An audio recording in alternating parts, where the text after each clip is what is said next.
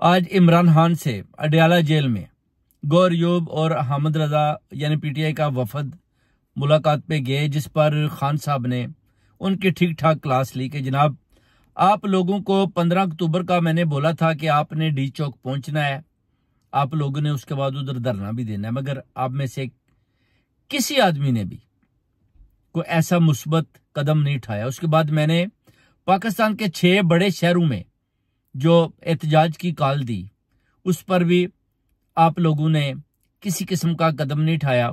और उसके बाद एससीओ के अजलास पर भी आप लोगों ने खुद ही उसको मनसूख कर दिया कि जनाब एससीओ का अजलास हो रहा है।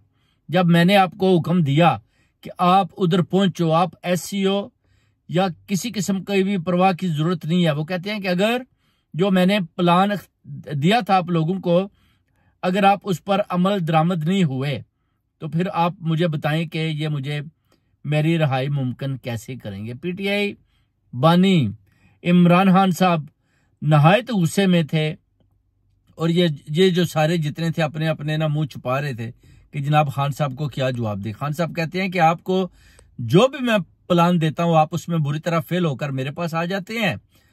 आइंदा मैं खुद लाया अमल इख्तियार करूंगा, क्योंकि आप लोग इस काबिल ही नहीं हो कि आपको इस तरह के कोई प्लान दिए जाएं ताकि आप उन पर अमल पैरा हो पाए। आपके अंदर खौफ के बुत हैं, आप आकर वफाक हुकूमत की सफाइयां मुझे देते हैं। आप बार बार जो भी मैं प्लान इख्तियार करता हूं आप उसको मनसूख करने की कोशिश करते हैं। और अभी आपने मेरी इजाजत के बगैर, जब आपको पता है कि आपकी रसाई मेरे तक मुमकिन नहीं, तो आप लोगों को भरपूर किस्म का प्रोटेस्ट करना चाहिए था। एससीओ का इजलास, उसकी आपने फिक्र नहीं करनी, आपने मेरी फिक्र करनी थी।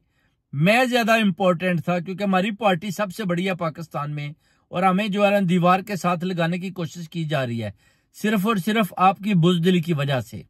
वो खान साहब ने बड़े गुस्से में थे अपनी इस बुजदिल की आदत के ऊपर, और उसके बाद उन्होंने बोला कि आप इधर से जनाब वो दफा हो जाए, किस्म का कहते हैं ना टली कर जाए, भाग जाए, भाई मेरी आंखों से ओझल हो जाए।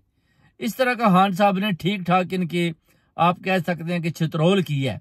और अभी ये लोग जो है ना जनाब, इनको तो समझ नहीं आ रही कि जनाब अब क्या करें। ये आधी मीटिंग ही करके ना खान साहब से खौफजदा होकर तो ये क्यादत भाग जाती है।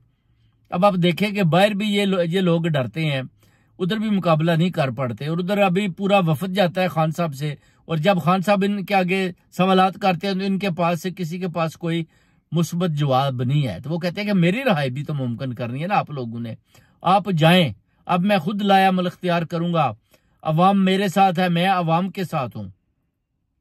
ये मुलाकात थी आज जनाब जो पीटीआई के जो वफद की जो अंदर जाते हैं, और इनका आप हाल देख लें कि इनको खुद ही नहीं समझ आ रही क्या करें। बाहर ये जो जनाब जर्नैलों से और वफाक हुकूमत से डरते हैं, वफाक हुकूमत की ये तारीफें कर रहे थे जनाब के वो जी बिलावल भुट्टो जरदारी ने जनाब हमें परमिशन आपके साथ मिलने की लेकर दी है। आप हिसाब लगाएं कि पाकिस्तान की सबसे बड़ी पार्टी जिसके अपना बानी इमरान खान साहब हैं, उनको बिलावल भुट्टो जरदारी की परमिशन की जरूरत है खान साहब से मिलने की। जरा इनकी बुजदिली की आप हिसाब लगा लें मेरे पाकिस्तानियों। ये बात जरा बड़े गौर से सुनना कि इन लोगों को परमिशन चाहिए बिलावल भुट्टो जरदारी की खान साहब के साथ मिलने की, अपने लीडर के साथ मिलने की। 2 वीक तो इनको पता ही नहीं चल पाया कि खान साहब किस हाल में है। आया खान साहब अडयाला जेल के अंदर थे या नहीं थे, ना ही इन्होंने उनसे पूछा है, ना ही उन्होंने बताया है, ना इन्होंने कोई तशद्दुद की बात की है, क्योंकि ये तो बात सामने आ गई कि खान साहब के ऊपर तशद्दुद हुआ। मगर खान साहब कहते हैं कि इस बात को छोड़े, मैं मुकाबला कर रहा हूं। आप चाहते हैं कि मैं इनके साथ समझौता करके तो बाहर के मुल्कों में चला जाऊं। आप लोग मुकाबला नहीं कर रहे, पूरी कौम, पूरी अवाम, ओवरसीज कम्युनिटी मेरे लिए फाइट कर रही है, मगर आपकी बुजदिली की वजह से जो है ना आज हमें ये दिन देखना पड़ रहा है। नहीं तो इनकी क्या जरूरत है कि ये मुझे एक दिन भी जेल के अंदर और रख लें। अगर आप मेरे प्लान पर सही तरीके के साथ अमल करते तो आज मैंने जेल के बाहर होना था। मेरे ऊपर तो कोई ऐसे केसेस ही नहीं है, ये तो सारे इन्होंने जेल बनाए हुए हैं।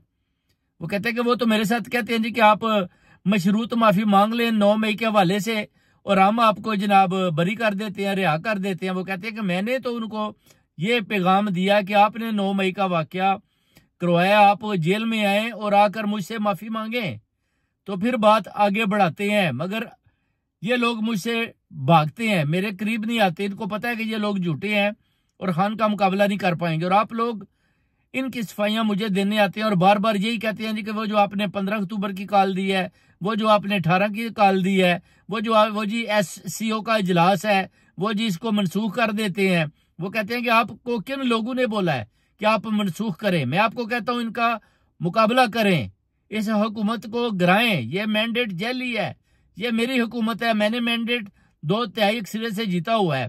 तो आप लोग कैसे इनकी बातें मान रहे हो? खान साहब ने ना जी ठीक ठाक इनकी आज सारी क्यादत की तो चित्रोल कर दी है। अब देखते हैं कि क्यादत जनाब आइंदा क्या लाया अमल करती है और कैसे और किस तरीके के साथ खान साहब को बाहर निकालती है। खान साहब कहते हैं कि आप डी चौक में जाएं, उधर भरपूर किस्म का एहतजाज करें, अवाम और कौम के सामने लीड करें उनको। अगर आप लोग नहीं जाते तो कौम और अवाम देखती है कि लीडर किधर है, क्यादत किधर है। आप उधर धरना दें, बैठे, मगर इनकी टांगे कांपती हैं, ये डरते हैं। ये कहते हैं जी 2 लाख आदमी हो तो हम उधर बैठेंगे, तो उसके बाद जी वो जी हमारे घरों में घुस जाएंगे, हमारे ऊपर तशद्दुद करेंगे।